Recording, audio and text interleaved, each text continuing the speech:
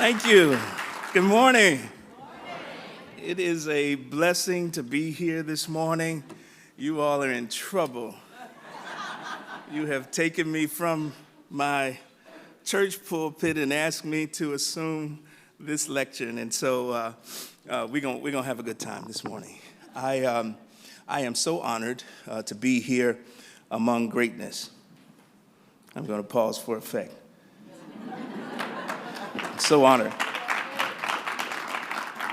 You are a group of leaders who have come through one of the most tumultuous times in the history of our country, and you've done a superb job at doing that. Please give yourselves a hand.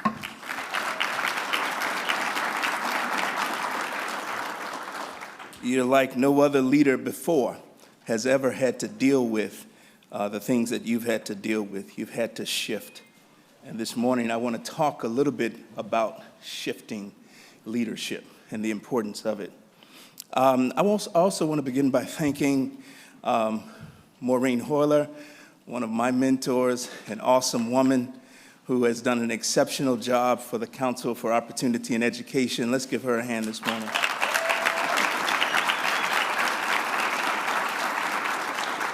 I want to thank also Kimberly Williams, my good friend who's coming in to take Maureen's place, and I'm so excited for her as well. God bless. I'm also thankful. Yeah. I also want to thank the committee for asking me to come out and speak with you briefly this morning. I hope they don't regret their decision. Years ago, I had a group of young men that I work with, and we took them out. We brought mentors in, and we brought these young men in from low-income communities and families, and we spent the day with them in a retreat. And one of the things that I asked the mentors to do was to take individual proteges out for a walk, for a 15-minute walk. And then this walk, I asked them to speak a life message in the lives of these young men. I asked them to pretend that you would only see these young men one time, and you had only 15 minutes to speak a life message into their lives. And the exercise was phenomenal, and the young men really benefited from the experience. Life is short. Many of us in the room this morning have lost loved ones. We've seen people pass away. I'm here today, but I could easily be gone tomorrow. So while I'm here, I'm going to take this minute and this moment to speak a life message to you. Do I have your permission to be authentic this morning? Straight up. And so I'm also going to ask you to be authentic this morning and straight up. As I begin to speak and get into my presentation, if you have questions, you can ask them. I prefer you hold them until the end, because as a Baptist minister, we tend to be long-winded. And I want to make sure I get through every verse that God has given me to give to you. I think you're not here by accident this morning. I think you're here on purpose, because there's something you are doing, whether you know it or not, you are doing God's work. And so there's a message for you from him. All right. The day the earth shifted, I was in San Diego, California, and attending a COE training. And it was about 2 a.m. in the morning, and I woke up to this loud, rumbling sound. I looked around and said, what's going on? It's someone in my room, and the bed was shaking. And this was the first time that I felt a skyscraper. I'm from Chicago, so I've been in plenty of skyscrapers, but they don't move. This skyscraper was rocking and moving, and I was like, oh my God, what's going on? I was in an earthquake. It was a very scary experience, I know Angelica said there was some water up here, but I think that's okay, I'll get it later. All right. It it was a very scary experience, and it was a scary moment. I really thought that my life had ended. And so the next morning I get up and I go downstairs, and scary moments can bring you closer to God. It was the first time in a presentation that I asked for a moment of silence, and no one refused. We all paused. But that's leadership as well. Leadership can be scary. As you take different roles, as you work within your institutions, as you work within your colleges and universities and TRIO programs, and your associations, leadership can be very scary. But I want to tell you that God has not given us a spirit of fear, but a spirit of love, power, love, and a sound mind. Somebody say, I have a sound mind. Tell your neighbor, don't be scared. Don't be scared. Don't be scared. Don't be scared. Don't be scared.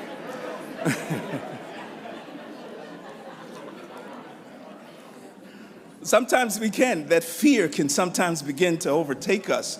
We sometimes have thoughts of inadequacy. We sometimes have thoughts that this is overwhelming. We have thoughts that say, man, they made a mistake. They elected me. But they did not make a mistake. The moment is not above you, and you can do the job. But you have to make sure that you are positive. I want to talk to you a little bit about when shifts occur, when changes occur, what should we be doing? And there are plenty of shifts that are occurring in our lives. There are plenty of things. This pandemic has changed everything. It changed things for churches. It changed things for schools. It changed things for our associations, our TRIO programs, and it changed things for our students. Many of our students are traumatized, and they are, okay, I put the tie on so you all can see it. Y'all good with it? All right, let me loosen it up. All right. Okay, so these shifts have caused us to have to change in our thinking. And that's what happens when shifts in life occur. Leaders have to be able to shift as well. For 1 minute, I'd like for you to just talk amongst yourselves at your tables. Talk about what shifts have you observed during your time here in your associations and within TRIO. Talk about some of those things right now. I'll give you about 2 minutes to do that.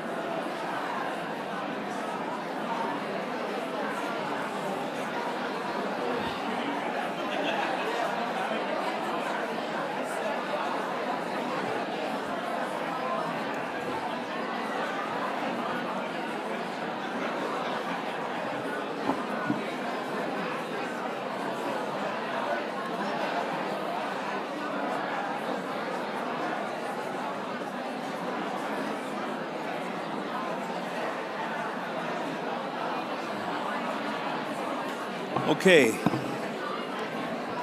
All right. Well, let's come back. I can tell from the conversation that there are many shifts that are taking place. Okay? So who wants to share? Who wants to share one of the shifts that you have observed since in the past 2 years or so?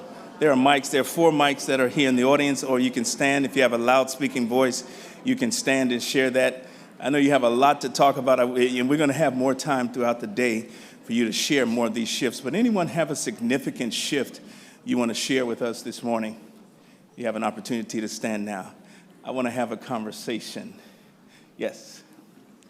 All right. Well then, yes, sir. All the way in the back. Yes. Well, at this table we shared that on when it was quarterback, San Diego, California.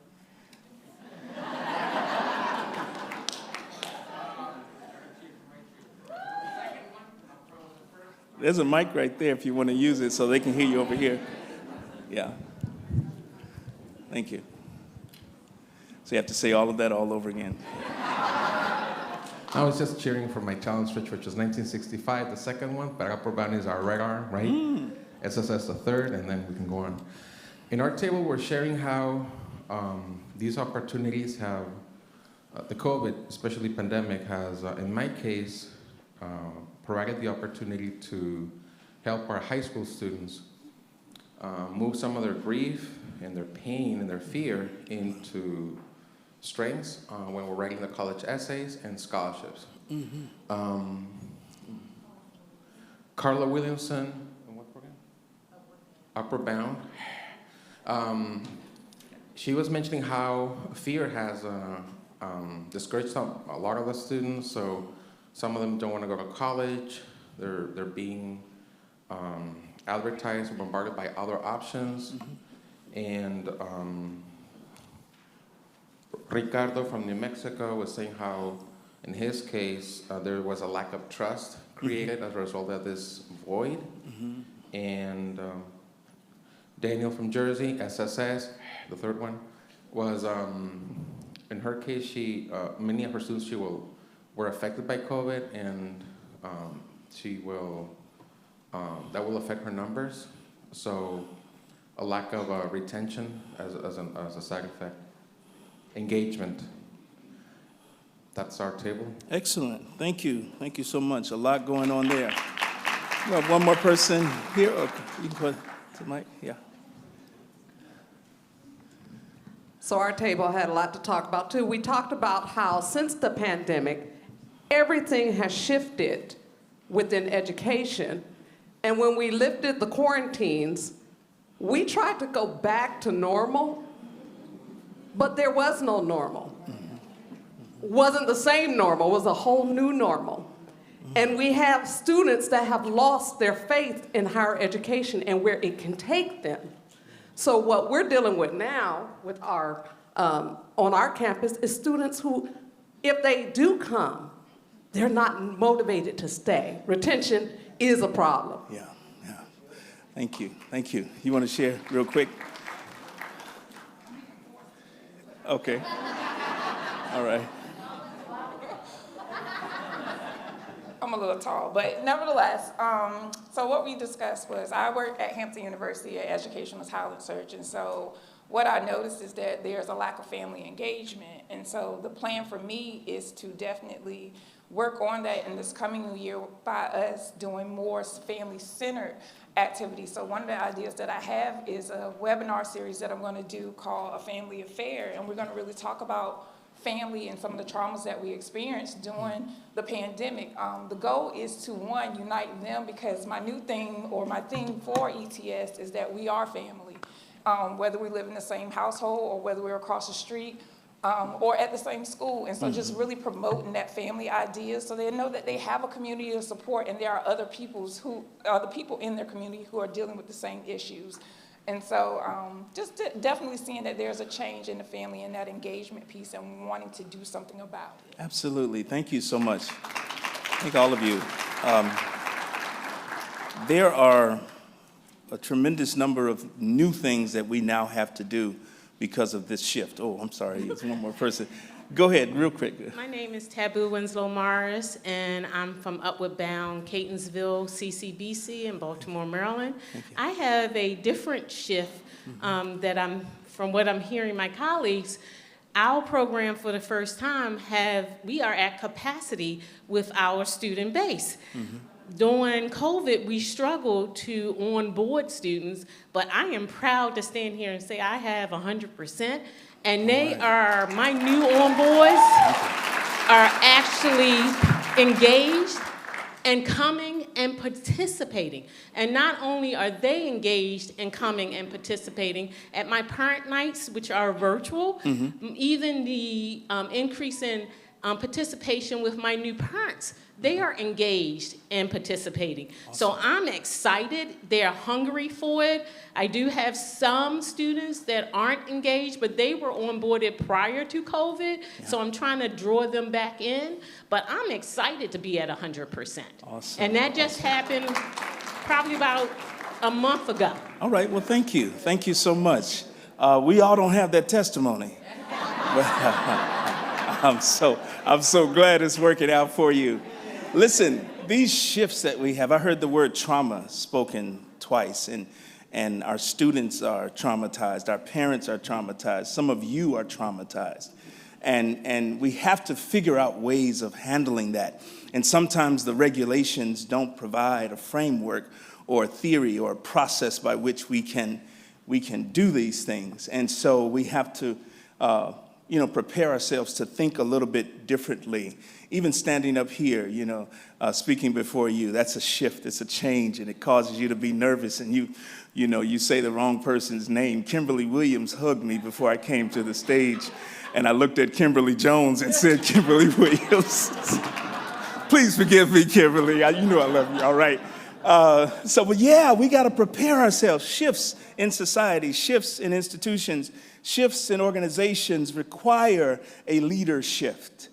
It requires the leader to shift their thinking, to shift their approach. And I'm going to challenge you this morning to consider that. There's some things that you need to have in your wallet. I love these commercials, by the way, Capital One, especially the commercial where they're trying to grow beards by just thinking hard, and this hair pops up all over anyway, I digress. But there's some things that I think that you need in your bag, you need in your wallet as you try to negotiate these different shifts that are occurring or have occurred within our personal lives, within our organizations, within our projects, within our homes. I think you need to have ownership.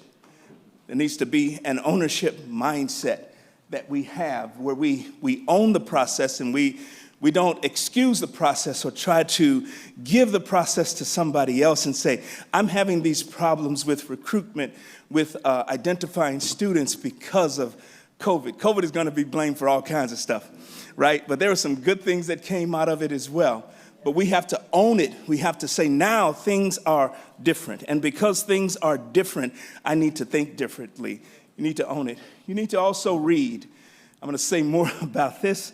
Number 3, you need some salt and you need some sugar. I'll say more about it. And you need some pallbearers. Now, you need some ownership, you need to read, you need some salt and sugar, and you need some pallbearers. And so, Mahatma Gandhi said, it's a mind thing. Your beliefs become your thoughts.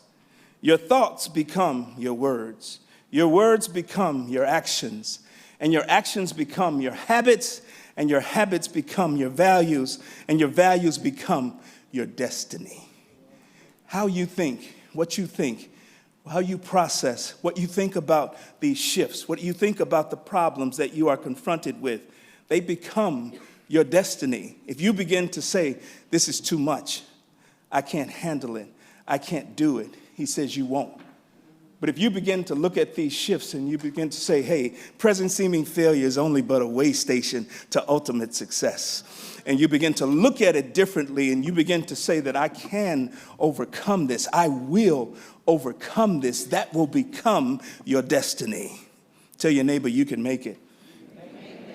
There's a scripture in Romans 12:2 that says, since it is Sunday, And be not conformed to this world, but be ye transformed by the renewing of your mind. It's a mind thing. Be changed by renewing your mind. I think these shifts that are occurring are challenging us and asking us to renew our mindset. I don't care if you've had 10 years of trio experience or 36 or 40, you need to renew your mindset. And the reason why I say this is because things are different now. The way we ran trio programs 5 years ago is not the way that we run trio programs today. We're talking about family engagement workshops. We're talking about trauma workshops. I brought in a mental health professional to one of my student conferences recently, and it was the best workshop out of all the workshops that we did. Students, it resonated with students because we spoke to their need. We spoke to their problems. We spoke to the things that they were thinking about. And I think that's what we have to do today. We have to look at our associations. I know you have an agenda. I know that you're smart and you're intelligent. But what do people need? What are people looking for? What would help people to really be their best? Whatever that is, then that needs to become a part of your agenda. There needs to be a leader shift. Are you with me? Okay. This was the day that I stopped drinking. That's me. You all are quiet. You're like, who's that? I was in the military. That's back in the 1980s, Kimberly. And I was a little crazy back then. But thank God I shifted, amen. Leadership, we have to take ownership. In the military has an interesting take on leadership. There are companies, and then within every company, there's a company commander. Within every company, there are platoons, and there's a platoon leader. And with every platoon, there are squads, and there are squad leaders. And every leader is responsible for taking ownership. Every leader is responsible for making sure that things go well. And when things don't go well, the leader is blamed because the leader has to take ownership. I was a squad leader of a squad. We woke up at about 3:30 in the morning, drill sergeants beating drums, running down the hallway, cussing everybody out, saying, get up and get ready for physical training at 3:30 in the morning. So I get up, I get ready, and I get ready. I'm a squad leader, so I check my squad's rooms, and I run past the room, and there's still a soldier in the room. He's trying to make up his bed. I run in, I help him make up his bed, and we run to formation. And as soon as we get to formation, the platoon leader calls attention. We were about a half a second late. My drill sergeant called me into his office at the end of the day, and he said, McKenzie, you were a half a second late. I said, yes, I know, drill sergeant. I was helping a young man get his bed together. He said, but you were a half a second late. He said, you know what this means, don't you? I said, what? He says, you're fired. And I lost my position because the leader is responsible. The leader has to make sure, even though things are going, there should have been something that was done to prepare that soldier the night before. And that was my responsibility. He was trying to teach me to own it. He was trying to teach me to take responsibility, to take ownership of it. It was a hard lesson, young man, and I still struggle with it to this day. But there's another book that was written by Navy SEALs called Extreme Ownership. And in this book, these Navy SEALs talk about how they teach corporate leaders. They talk about how they teach educators and others to lead. And using this same military principle that I ran into. And they were talking about an experience that they had in Iraq, where there were a group of Iraqi soldiers that were working with American soldiers. And every time they went into a new area of Iraq, there was supposed to be a call-in to where they would call and say, we're going into this new area, and to let people know where they were.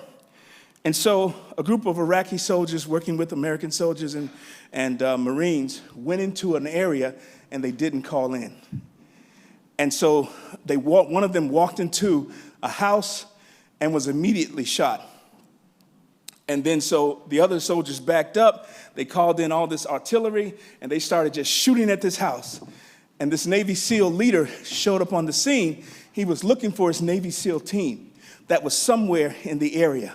And he couldn't find them. And he talked to one of the soldiers that was shooting at the house. He says, man, there's a group of people in that house, and they're putting up a big fight. I mean, we've thrown everything at them, and we cannot get them, to surrender or to come out. And he said, he thought about it. He said, this just doesn't look right. It doesn't feel right. He said, give me a minute. He said, I'll be back.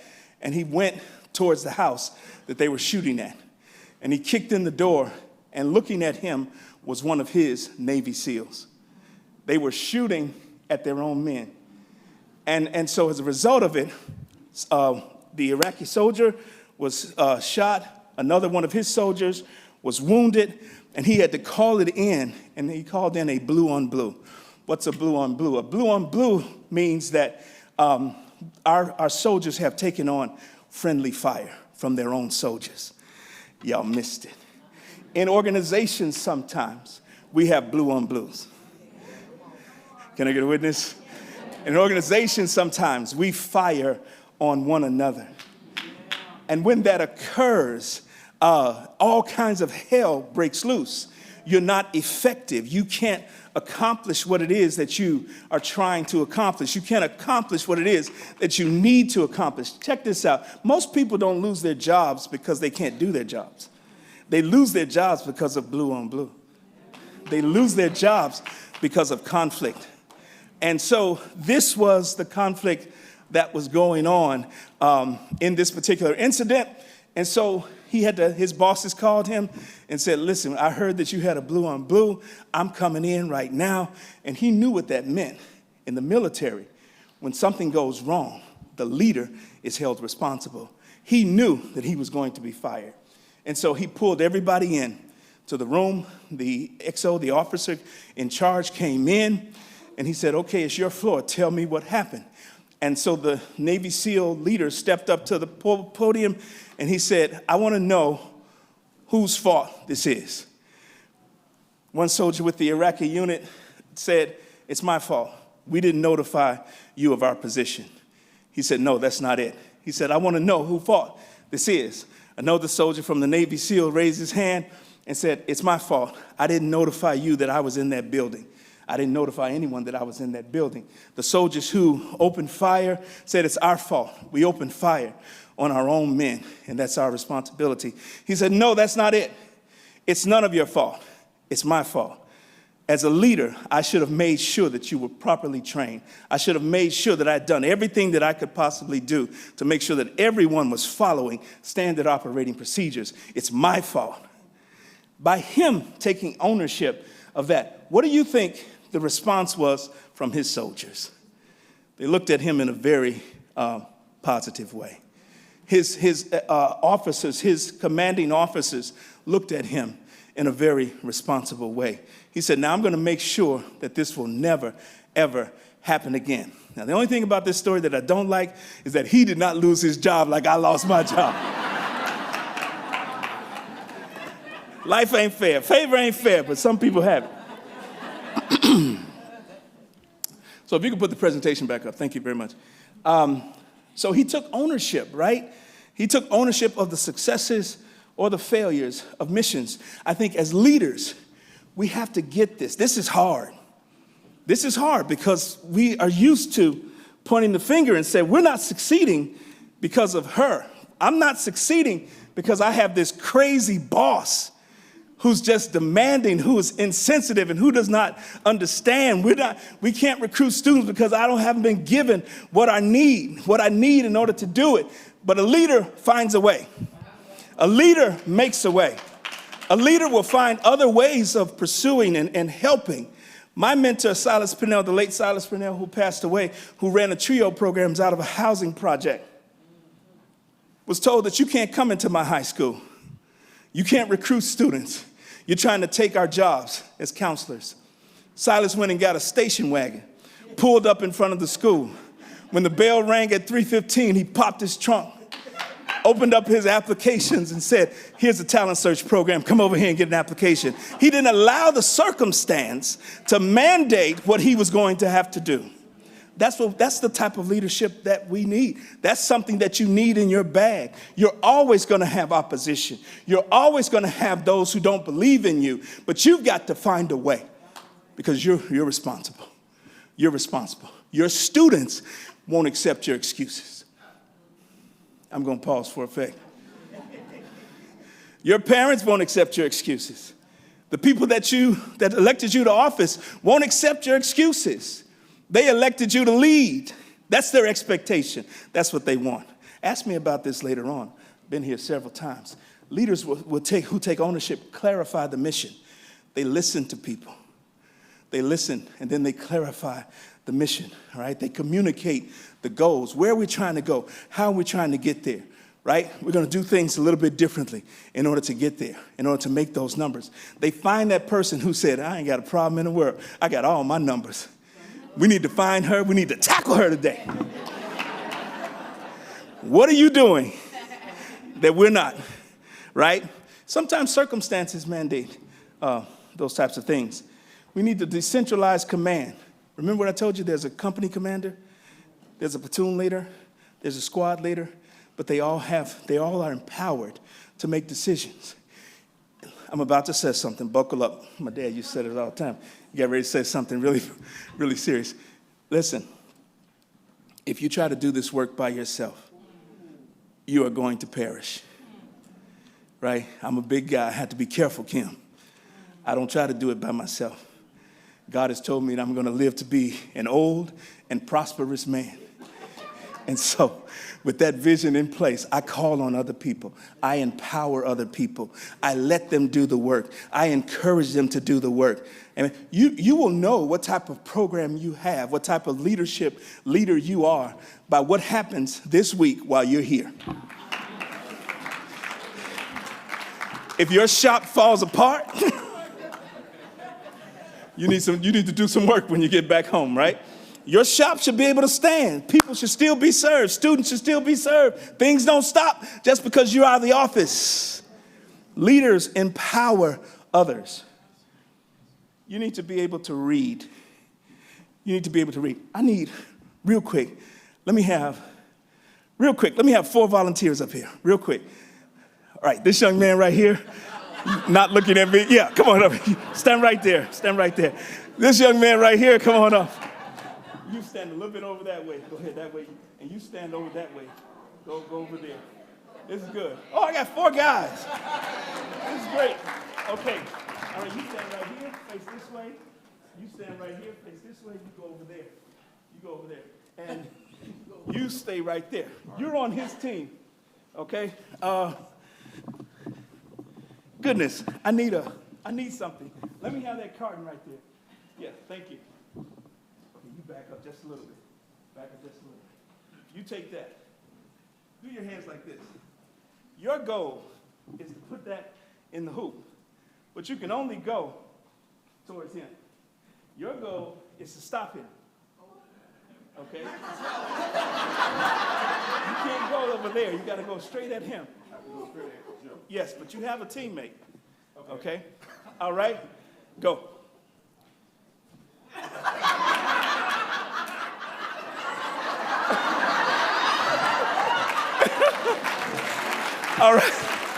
All right, give him a hand. Stay right here, you, yeah. What did you do that was different? When you saw that he had his hands up and was blocking you, what did you do? I handed it off to my teammate. You handed it off to your teammate. Why did you hand it off to your teammate? Because that was an impressive guy. I was going to sacrifice myself to get the goal accomplished. Thank you. Give him a hand. Thank you.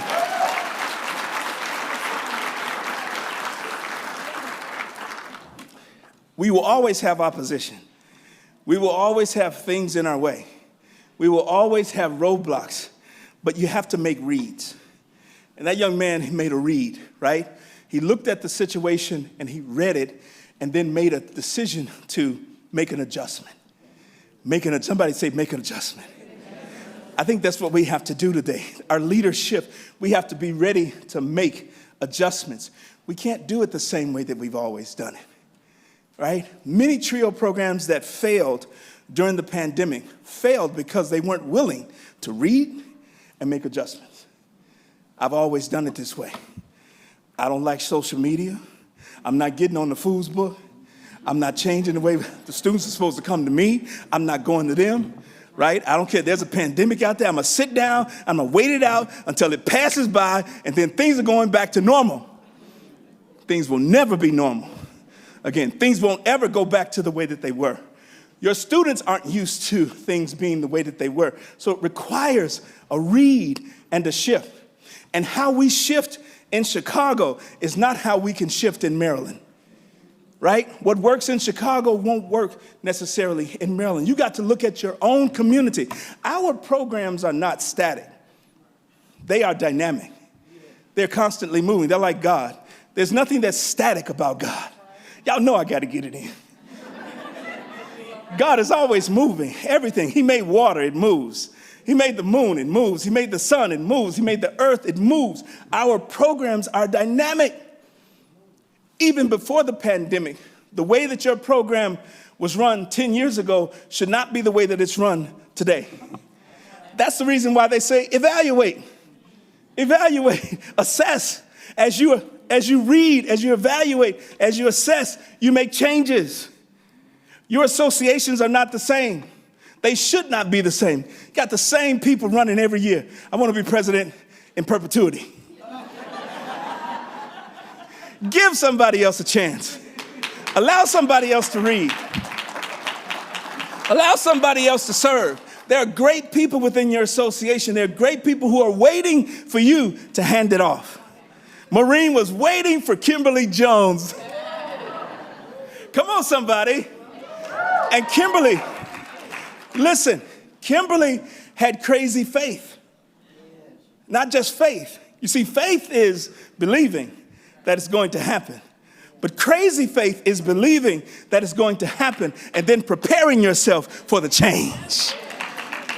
It's moving. It's acting like it's going to happen. If you expect your organizations to be great, you got to believe that they're great, and then you got to move in the direction of greatness.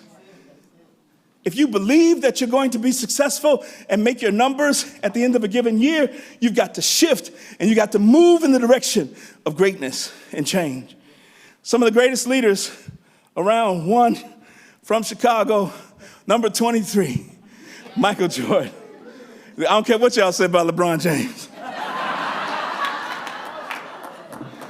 Mike, in my opinion, is one of the greatest basketball players to ever live. Right? I used to, a confession, it's Sunday, I gotta tell the truth. I used to be teaching classes in night school. I would allow one of my students to have a little radio bud in his ear to listen to the game. And as I'm teaching life skills and communications and all that, every now and then I would look at him and he said, score is 54-55.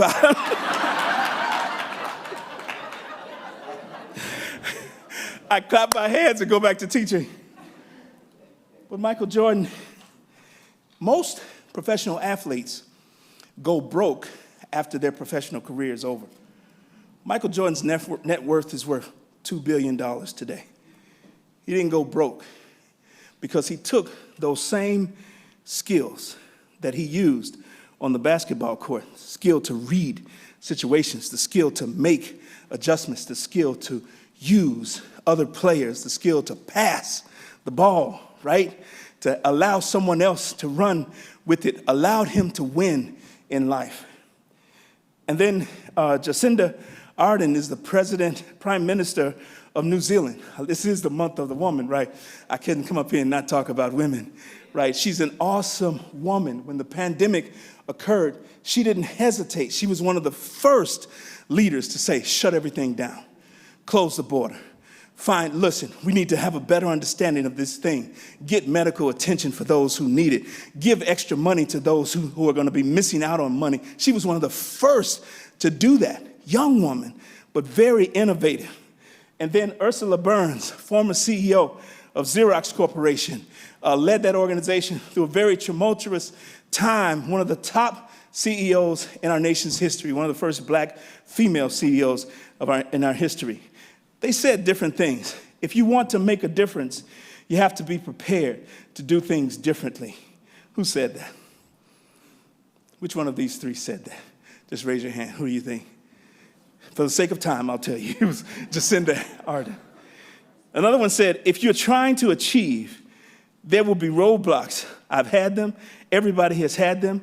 But obstacles don't have to stop you. Y'all hear what I'm saying this morning. If you run into a wall, don't turn around and give up. Figure out how to climb it. Go through it or work around it. Who said this? Michael Jordan, right? Okay. When you lead a business, you have to be able to reinvent it. When you lead a state association, you have to be able to reinvent it. When you lead a regional association, you have to be able to reinvent it. When you lead the Council for Opportunity in Education,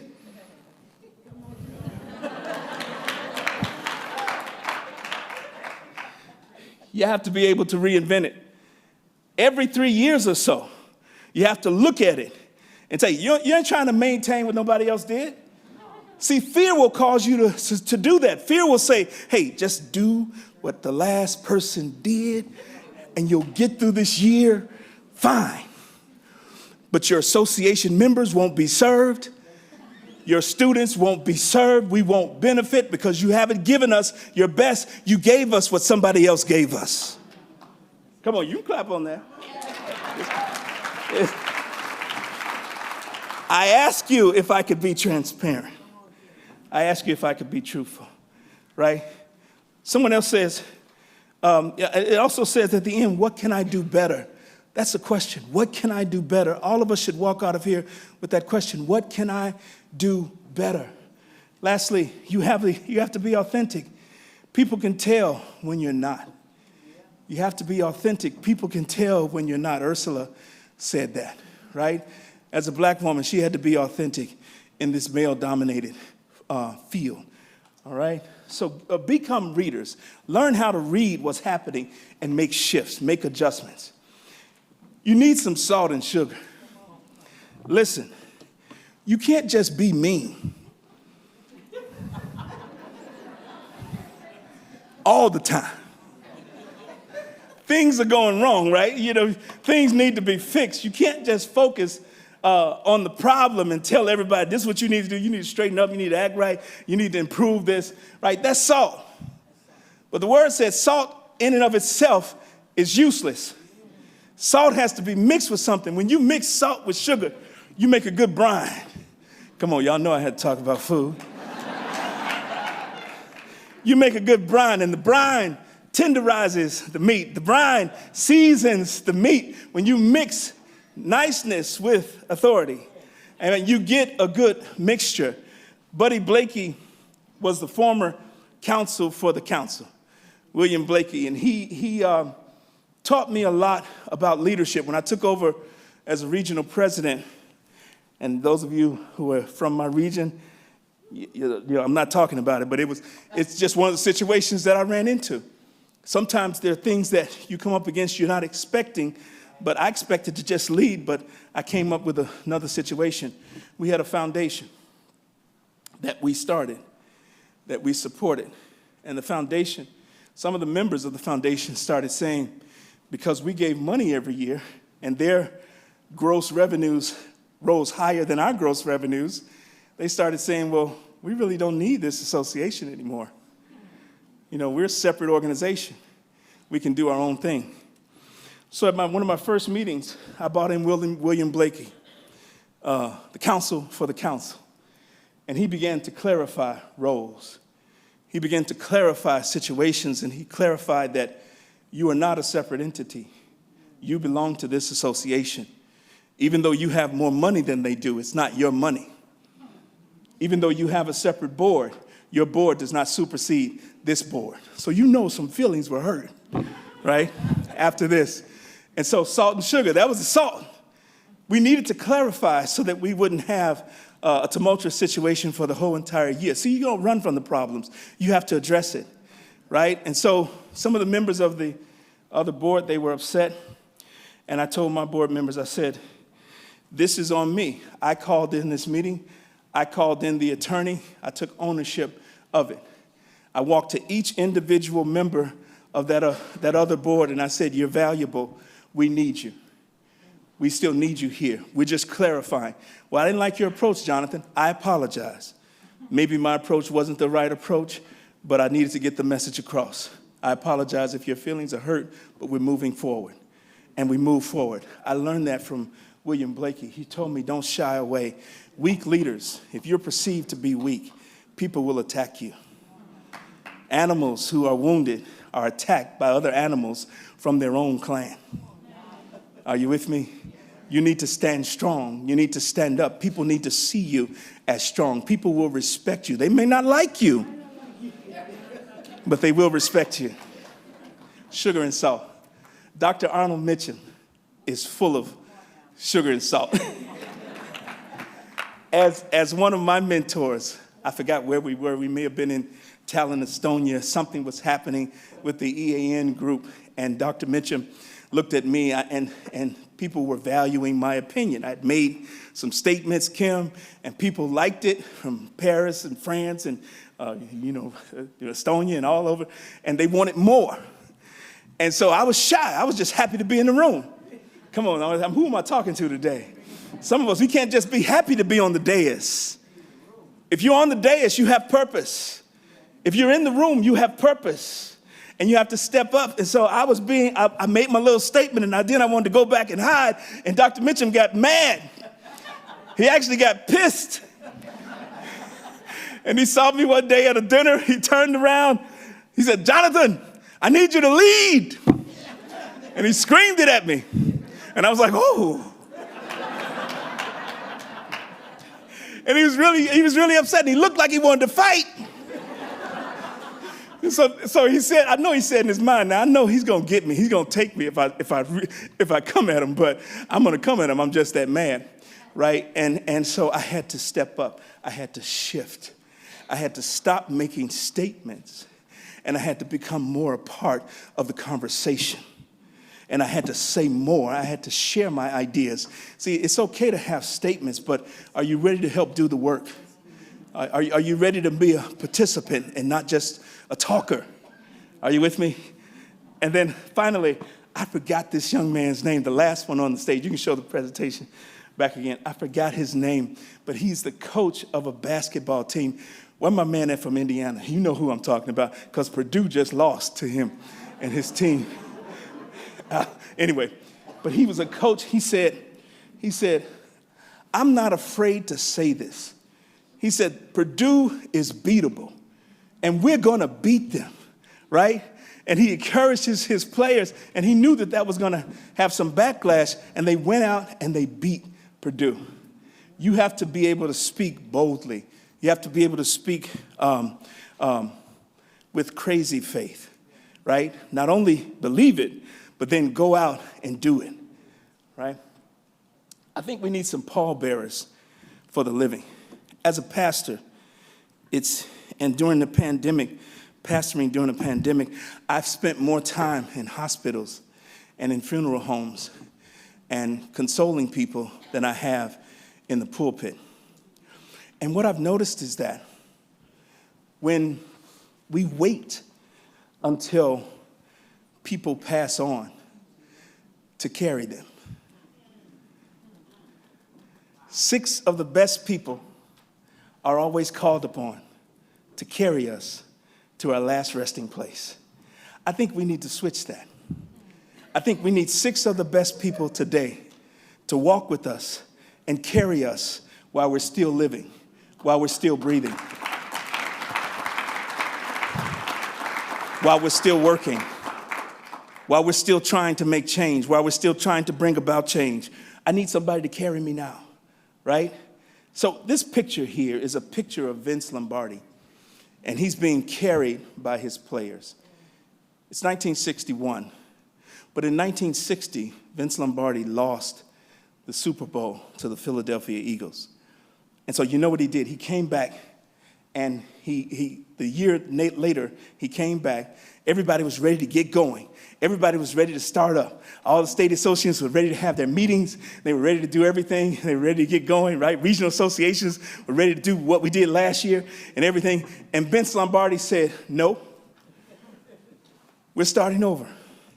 He said, this is a football. You carry it. And you carry it across a line, and we win. We make a touchdown. He simplified things. He took everything that they learned and threw it out the door. He looked at the organization and he said, let's start over.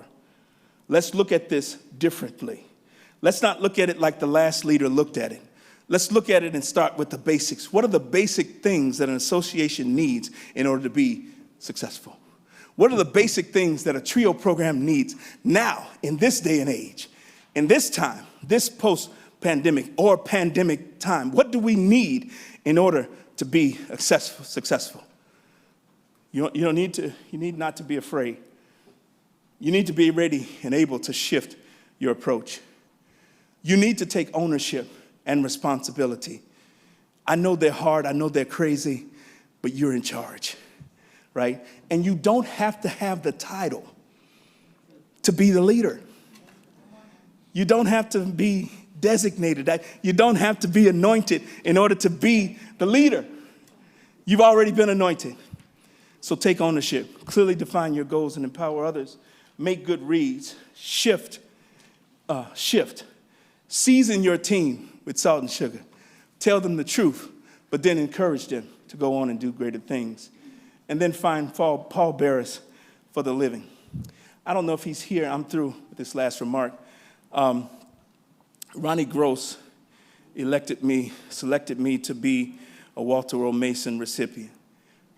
And at the time that he selected me to be a Walter O. Mason recipient, I had not placed over 25,000 young people, low-income, first-generation students, into colleges and universities. At the time that he elected me to be a Walter O. Mason recipient, and people clapped for me, I had not written over 200 successful TRIO grants for colleges and universities all across the state, nation, and nonprofit agencies. At the time that he selected me to be a Walter O. Mason recipient, I had not helped to graduate over 10,000 students with their baccalaureate degrees from colleges and universities all across the nation, but yet people still clap for me. Today, there are things that you have not done yet, but you are deserving of applause. I want everybody in the room to stand up. Everybody in the room, stand up. I want you to find one person and tell them something positive about themselves, and then I want us all to start clapping. Go ahead, tell them right now. Tell them right now, one thing positive.